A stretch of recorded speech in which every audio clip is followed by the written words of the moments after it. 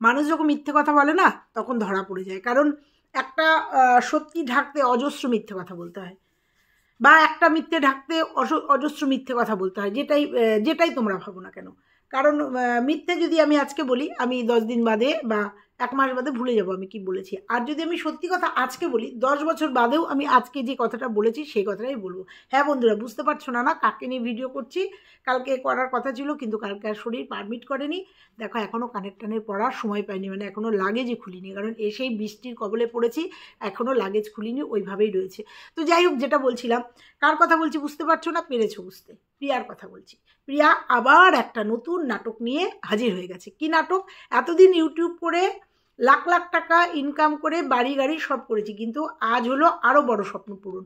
কালকের ভিডিও কি স্বপ্ন পূরণ হয়েছে? 300 টাকা দিয়ে ফর্মে এনেছে ছেলের স্কুলে ভর্তি হওয়ার জন্য। এটা স্বপ্ন পূরণ? কোনটা স্বপ্ন পূরণ? ওর কি হয়েছে কোনো কাজ? ছেলে কি স্কুলে ভর্তি হয়েছে? হয়েছে? তোমরা বলো। তাহলে স্বপ্নপূরণটা কোথা দিয়ে? এই যে টাইটেলটা দিয়েছে, স্বপ্নপূরণটা হলো কোথা থেকে? আর পুরো ছেলেটাকে নিয়ে আবার মিথ্যেচারিতা, আবার কন্টেন্ট তৈরি করলো, আবার করলো। হ্যাঁ বলছি যখন, তখন বলবো না যে কোথায় কি বললো, কেন এই কথা আমি বলছি? অবশ্যই বলছি, অবশ্যই বলছি, কারণ ছেলের এই স্কুলটাকে নিয়ে ও শুরু করে দিয়েছে এইবার এটা একটা কন্টেন্ট।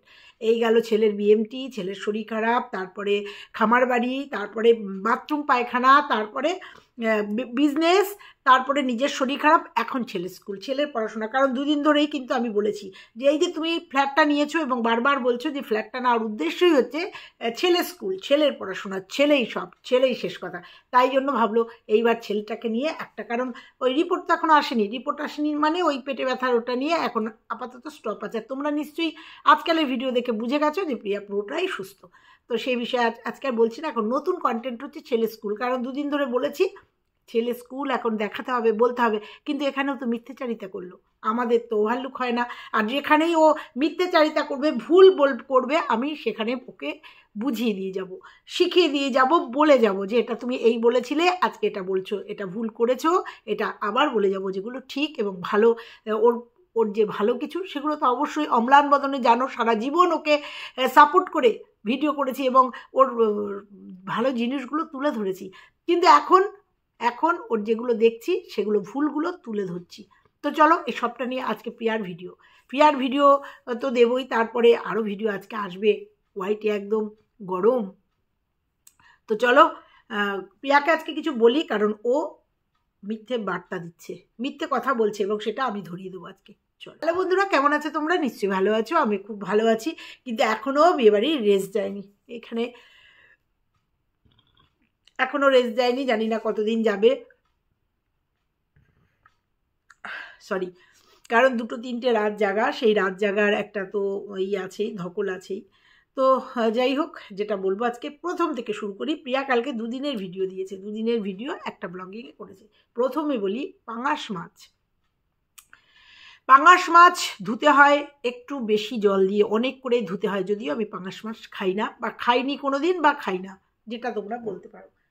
তো পাঙাশ মাছ যখনই দেখেছি, খাই না জন্য একটা জিনিস দেখলে যে বুঝতে পারবো না সেটা বুঝি, কারণ মাছওয়ালারা বাড়িতে আসে, পাঙাশ মাছ দেখি এবং খুব তৈলাক্ত মাছ একটা, দেখে বোঝা যায়।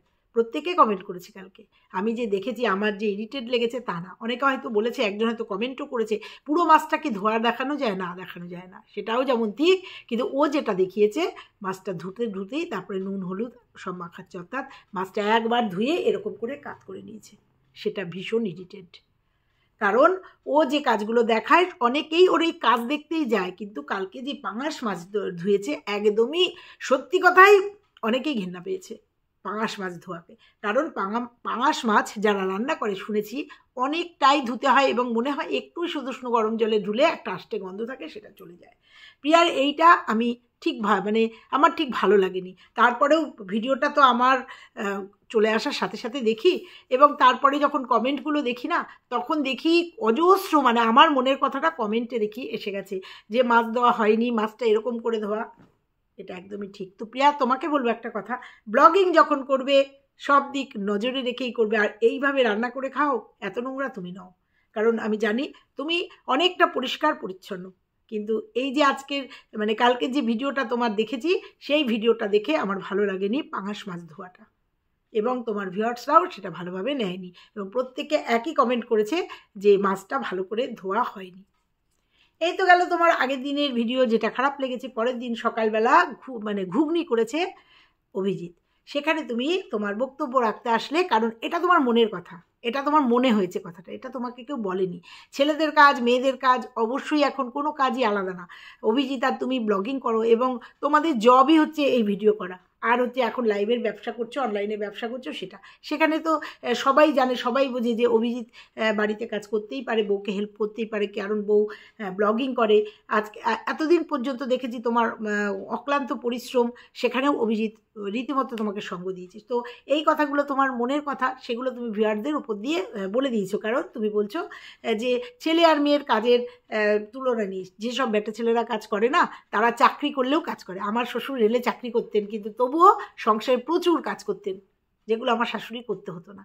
এটা কোনো কথা না যে ছেলের কাজ মেয়ের কাজ, এটা তোমাকে নতুন করে বলতে হবে না, এটা তোমার দুর্বলতা। কারণ অভিজিৎ ঘরে আটা বেলছে, আটা মাখছে, তুমি আটা মাখতে তোমার ইরিটেশন হয়, সেই জন্য আটা মাখছে বেলছে, এটা তোমার খারাপ লাগছে, আমার এটা মনে হচ্ছে। আর সেই খারাপ লাগার থেকে তুমি এই ক্ল্যারিফিকেশানগুলো দিতে বসছো যে ছেলেদের কাজ আর মেয়েদের কাজ বলে কিছু নেই, মেয়েরা এখন প্লেন চালাচ্ছে, একদমই ঠিক, কিন্তু দরকার ছিল না। কারণ অভিজিৎ কাজ করে সেটা আমরা জানি। আর এখন তুমি বলেছো বন্ধু বান্ধব কেউ নেই, সব চলে গেছে, শহরে এসছো, তোমার ভাষায়, যদিও যেখানে আছো মনে হয় না মানে শহর ওটা, যাই হোক, অনেকেই কমেন্ট করেছে। ফ্ল্যাটে এসছো, ফ্ল্যাটে জীবনযাপন, অনলাইনে বিজনেস, সবটাই তোমাকে জুড়ে রয়েছে অভিজিৎ। অতএব বন্ধু বান্ধব সব ত্যাগ করেছে, সবটাই জুড়ে রয়েছে তুমি। অতএব তারও তো সময় কাটানোর একটা ব্যাপার আছে, ওই জন্য সে ঘরের কিছু কাজ করছে, তার ফাঁকে তোমাকে হেল্প করছে। এটা আমার মনে হচ্ছে তোমার দুর্বলতা। এবার আসি ছেলে স্কুল, যে জন্য আজকের ভিডিওটা করতে নিয়েছি। ছেলে স্কুল, তোমার ওটা মুখ দিয়ে কথা বলো তো, নাকি কদিন আগে কি বললে, সুখবর দিতে আসলে না আমাদের, তোমাদের একটা দারুণ সুখবর দেবো কলকাতা যাওয়ার আগে, মনে আছে? যে অভিজিৎ একটুখানি বেরিয়েছে, আসুক, একটা কাজে গেছে, আসলে পরে তোমাদের একটা বিরাট সুখবর দেবো, মনে আছে? মনে না থাকলে আমি মনে করিয়ে দিচ্ছি। সেদিনকে এসে কি বললে, সিবিএসসি বোর্ডেরই ফর্ম নিয়ে এসছে ওই ছেলেকে ভর্তি করার জন্য। ফর্মটা তুলেই আমরা কলকাতায় যাব, এসে তারপরে জানুয়ারি না কি মাস থেকে, তাই নিয়ে ঝড় উঠে গেছিলো তোমার কমেন্ট বক্সে, যে কেউ বলছে সিবিএসসি বোর্ডের জানুয়ারি মাসে ফর্ম দেয়, কেউ বলছে ডিসেম্বর মাসে, যেটা জানে, এবং বলেছে অনেক কথাই বলেছে, আমিও ওটা নিয়ে একটা ভিডিও করেছিলাম। তো যাই হোক, তুমি কিন্তু বলেছিলে যে তোমাদের ছেলের ফর্ম তোলা হয়ে গেছে এবং জানুয়ারি মাসে ভর্তি বলেছিলে, এবং অনেকেই আমাকে বলেছিল যে আন্টি জানুয়ারি মাস থেকে ক্লাস শুরু হয় বা সেশন শুরু হয় বোধহয় মার্চ থেকে, এরকম। আমার অনেক দিন আগে পড়াশোনার পাঠ, মানে আমার মেয়ের পড়াশোনার পাঠ চলে গেছে, অতএব আমি এখন জানি না, এখন আমার নাতি যে স্কুলে পড়ে সেই স্কুলে আমার মেয়ে করে, এই ব্যাপারটা আমি জানি না। কিন্তু আমার মনে হলো তুমি এর আগে বলে গেছিলে যে ফর্ম নিয়ে আসা হয়েছে, ঘুরে এসেই ওকে ভর্তি করে দেবো, বা জানুয়ারি মাসে ভর্তি, এরকম একটা কিছু বলেছিলে। কিন্তু মানে কালকের ভিডিওতে সম্পূর্ণ অন্য রকম তোমার কথাবার্তা, তোমার নতুন স্বপ্ন পূরণ করতে যাচ্ছ ছেলেকে ভর্তি করে, অথচ ছেলেকে বাড়িতে বইপত্রের সঙ্গে নাম গন্ধ নেই। মানে বইপত্র না পেলে বাচ্চাকে পড়ানো যায় না, বইপত্র না পেলে বাচ্চাকে পড়ানো যায় না। আর বাচ্চাকে পড়ানোর জন্য বিছনার দরকার, মানে একটা খাটের দরকার। একটা খাট না হলে বাচ্চাকে টেবিল চেয়ারে পড়ানো যায় না, বা মেঝেতে পাটি পেতে বা কার্পেট পেতে দিদিমণি আসলে পড়াতে বসানো যায় না। আমি জানি না, এটা বুঝিনি। আমি জানতাম পড়াশোনা করতে বই, খাতা, পেন্সিল, পেন, ব্যাগ পত্র এগুলো লাগে। তো আমি তোমার কাছে একটা নতুন শুনলাম যে একটা দিদিমণি আসলে পরে একটা খাটের দরকার হয়, দিদিমণি এসে কোথায় পড়াবে, বিছানার দরকার হয়। তো যাই হোক, মানে মজা করলাম এটা তোমার কথার পরিপ্রেক্ষিতে। তো তুমি এই কথাটা আমার মনে হয় তুমি ভুল বললে। তারপরে তুমি বাচ্চাকে নিয়ে বেরোলে স্কুল, প্রথমে গেলে ওয়েস্ট বেঙ্গল স্কুলে। তোমার ওয়েস্ট বেঙ্গল বোর্ডে যাওয়ার কথা না তো, কারণ তোমার তো ফর্ম আগেই চলে এসছে সিবিএসসি বোর্ডের। তারপরে তুমি একটা কি বললে, একটা স্কুলে গেলে, বড় একটা স্কুল, স্বপ্ন পূরণ করতে গেলে ফর্ম নিয়ে আসলে 300 টাকার ভর্তি হয়নি। কারণ এটা একদম বাস্তব কথা, যে স্কুলে যে পড়েছে সেখান থেকে টিসি লাগবে, আধার কার্ড লাগবে, এখন ব্লাড গ্রুপ অনেক কিছু লাগে। কিন্তু তুমি টাইটেলে খেলে দিলে তোমার অনেক বড় স্বপ্ন পূরণ হতে চলেছে। আগে ছেলেটাকে ভর্তি করো, ছেলেটার দৈনন্দিন জীবন দেখাও, যে ছেলেটাকে স্কুলের বিদ্যায় বিদ্যা না, বাড়িতে অনেক বিদ্যা দেওয়া যায়। বড় স্কুলে পড়ালাম, বড় টিচার দিলাম, তাতেই একটা বাচ্চা মানুষ হয় না। আবার বাড়িতেই বাবা মা পড়াশোনা করেও একটা বাচ্চা বিরাট মাপের মানুষ হয়। এর আগে বহুবার বলেছি, অনেক অশিক্ষিত মানুষের অনেক অশিক্ষিত মানুষের ছেলেমেয়েরা অনেক ভালো ভালো ডিগ্রিধারী, অনেক ভালো ভালো পড়াশোনা। আমারই পরিচিত একজন যার মা হচ্ছে বড় স্কুলের আন্টির কাজ করে, বড় স্কুলের, আমি নাম বলবো না, বড় স্কুলের আন্টির কাজ করে, বাবা ড্রাইভারি করে, তার ছেলে এনআরএসের ডাক্তার হয়েছে, এনআরএসের জয়েন করেছে আর কি, এমবিবিএস করে, বা বোধহয় এমডিও করেছে। বুঝতে পেরেছি, ওটা কোনো ব্যাপার না। স্কুল মাস্টার ওইগুলো কোনো ভূমিকা না। ওই যে একজন কমেন্ট করেছে যে গ্রামে থেকেও কিন্তু পড়াশোনা হয়, তা যাই হোক, কিন্তু তোমার ছেলে দেখেছো, তোমার ছেলেও পড়াশোনা সম্বন্ধে কেমন ভয় পেয়েছে, পড়াশোনা স্কুলেও যাবে না। কেন বলো তো? অভ্যাস নষ্ট হয়ে গেছে ওর ঘোরা ফেরা, খাওয়া দাওয়া, কেনাকাটিতেও ও অভ্যস্ত হয়ে গেছে, ব্লগিং করা, তোমাদের ওই যে ব্লগিং ধরা, এগুলোতে অভ্যস্ত হয়ে গেছে। ও পড়াশোনা আর ওর অভ্যাসটাই নষ্ট হয়ে গেছে। আর এর জন্য তো এই বাচ্চাটা দায়ী না, এর জন্য তুমি দায়ী, তুমি বা তোমরা দায়ী। কারণ ওর এই যে সকালবেলা একটা বাচ্চার ঘুম থেকে উঠে ব্রাশ করে কিছু একটু টিফিন বা একটা হেলথ ড্রিঙ্কস খাওয়ার পরে বাচ্চারা পড়তে বসে, সেটা তোমার নামগন্ধ নেই। তারপরেও তুমি বলেছিলে ওর সকালে উঠে মানে পড়াশোনা করতে হবে বা স্কুলে পাঠাতে হবে, তার কোনো অভ্যাস নেই, দেখিনি। তারপরে সন্ধেবেলায় যে একটা বাচ্চাকে তোমার বিজনেস করতে হবে, তোমার ব্লগিং করতে হবে, তোমার শর্ট ভিডিও করতে হবে, সব ঠিক আছে, পাশাপাশি তোমার আসল উদ্দেশ্য তো ছেলে মানুষ করা, আসল উদ্দেশ্য ছেলেকে মানুষের মতো মানুষ করতে হবে। তো তার প্রিপারেশন কোথায়? দেখি না তো তার প্রিপারেশন, যে ছেলেকে সন্ধেবেলায় পড়তে বসানো, দেখি না। ওই আঁকলে আর ক্লে দিয়ে ছাঁচের মধ্যে রেখে পুতুল বানালেই শিক্ষা হয় না, ওগুলোর তো দরকার আছে, ওটা সাইড, গান বাজনা, আঁকা, ওই হাতের কাজ, ওগুলো সাইড, কিন্তু মেন উদ্দেশ্য। আর বলবে ভর্তি করিনি, পড়াবো কেন? ওকে ওয়ানেই ভর্তি করবে, ওয়ানেরই অনেক কিছু শেখানোর আছে, পুঁথিগত বিদ্যা ছাড়াও বাড়িতে অনেক কিছু শেখানোর আছে, পড়ানোর আছে। আর তুমি যদি মনে করতে যে ওয়ানেই দেবে বা কোন স্কুলে দিয়েছে সেই স্কুলের একটা বইয়ের সেট জোগাড় করে তুমি পড়াতে পারতে, তাছাড়াও পুঁথিগত বইয়ের বাইরেও অনেক কিছু বাচ্চাদের শেখানো যায়, যেমন নামতা, ইংলিশের কিছু জিনিস, অঙ্কের কিছু জিনিস, আমি তোমাকে একটু একটু ছোট ছোট করে বললাম। বইয়ের বাইরেও, মানে কি বলবো, সিলেবাসের বাইরেও বাচ্চাদের অনেক কিছু শেখানোর আছে। সব থেকে বড় কথা অভ্যেসের ব্যাপার আছে, যেটা তুমি একদমই করছো না। তুমি টাইটেলে খেলছো, তোমার বড় একটা স্বপ্ন পূরণ হতে চলেছে, হয়েছে নাকি স্বপ্ন পূরণ, কিন্তু আজ হলো আরও বড় স্বপ্ন পূরণ, মানে ফর্ম নিয়ে এসেই স্বপ্ন পূরণ হয়ে গেল, মানে মেয়ে ছেলে বড় ডিগ্রিধারী হয়ে গেছে, বড় স্কুলে ভর্তি হয়ে বিরাট মাপের একজন হয়ে গেছে, তোমার কথায় তাই স্বপ্ন পূরণ হয়ে গেছে, অথচ তার জন্য কিচ্ছু করছো না। আমি 2-3 দিন ধরে ছেলেটার পড়াশোনা নিয়ে একটু বলেছি জন্য চলে গেছে ফর্ম আনতে, যেখানে তুমি অলরেডি দেখিয়ে দিয়েছো। তুমি ওই ভিডিওটা দেখো, কলকাতা যাওয়ার আগের ভিডিওটা, যে অভিজিৎ ফর্ম নিয়ে এসছে, ও ফর্ম তুলে নিয়ে এসছে ছেলেকে ভর্তি করার জন্য। তাহলে কালকে কি করতে গেছিলে? তোমার কথারই তোমার কাছে উত্তর চাইছি, তোমার প্রশ্নেরই উত্তর চাইছি, পারলে উত্তর দিও, পারলে উত্তর দিও। দেখো, তোমাকে একজন লিখেছে ছেলেকে মানুষ হলে বড় শহরে ভালো স্কুলে পড়তে হয় না, গ্রামগঞ্জে সাধারণভাবে পড়লেও মানুষ করা যায়, কাউকে নকল করো না, আসলে টাকার গরম তোমার অনেক বেশি, মানুষ করতে পারবে তো? একদমই তাই, একদমই আজকের দিনে দাঁড়িয়ে তাই মনে হচ্ছে। তাতে উত্তর দিয়েছে তোমাদের বলার দিন আমার শোনার দিন। কেন আমাদের বলার দিন? কেন তুমি বলার জায়গা তৈরি করছো? কেন তোমাদের বলার দিন আমার শোনার দিন? কেন তোমার শোনার দিন? কি করেছো তুমি? তাহলে তুমি শোনার জন্য এগুলো করছো, তুমি শোনার জন্য এগুলো করছো, সেই জন্য আমাদের বলার দিন। তুমি যেগুলো করছো সেগুলো আমরা বলছি। তোমার শোনার দিন মানে তুমি শোনার রাস্তা করছো, তুমি কিছু কিছু জিনিস করছো যেগুলো দৃষ্টিকটু, যেগুলো দেখে মনে হচ্ছে তুমি কাউকে নকল করছো ডে বাই ডে, সেই জন্য তোমাকে বলা হচ্ছে, আর কিছু না। কারণ তুমি কোনো কিছু সাকসেস করতে পারোনি, কোনো কিছু কমপ্লিট করতে পারোনি, যে কোনো প্রতিকূলতার জন্য, যে কোনো, সে তোমার প্রতিকূলতার জন্য তুমি আজ পর্যন্ত যে প্রজেক্ট নিয়ে কাজ করেছো কোনো কিছু কমপ্লিট করতে পারোনি।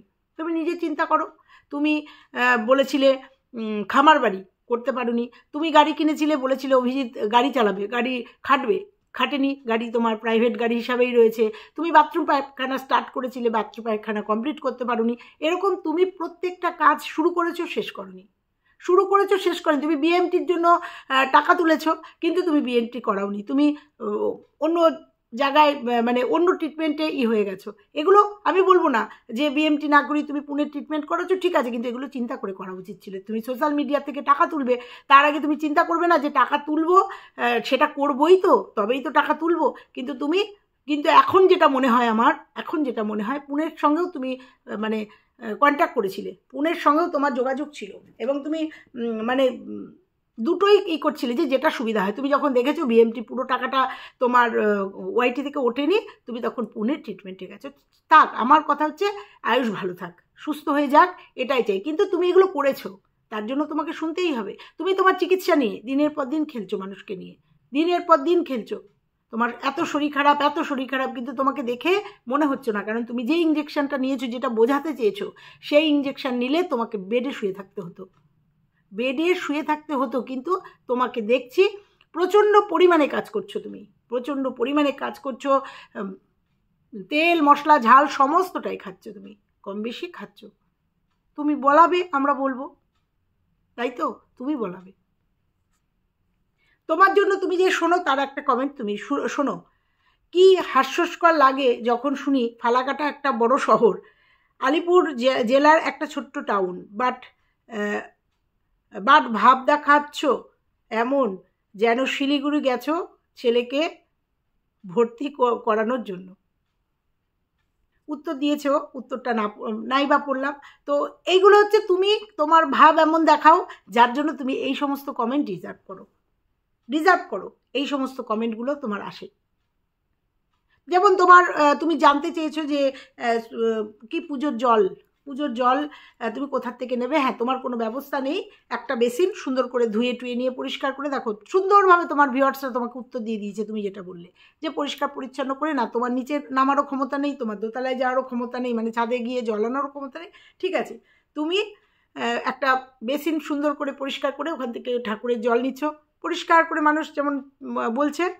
তুমি প্রশ্ন করেছো, দেখো সুন্দর করে তোমার ভিউয়ার্সরা কিন্তু উত্তর দিয়ে দিয়েছে। এইটা যেমন ভালো লেগেছে যে এই ঠাকুরের জায়গাটা কারোর আমরা যে কলপার, তুমি যে কলপার ব্যবহার করেছো, সেখানে বাসনও ধুয়েছো বা কাছাকাছি করেছো, সেখান থেকে ঠাকুরের জলও নিয়েছো। এটা যেমন সুন্দর একটা সলিউশন, যেটা ভালো লেগেছে। আর একটা কথা বলি, তুমি চাদর মেলতে গিয়ে ব্যালকনিতে চাদরটা পড়ে গেছে, বলছো আর মেলবো না। কেন?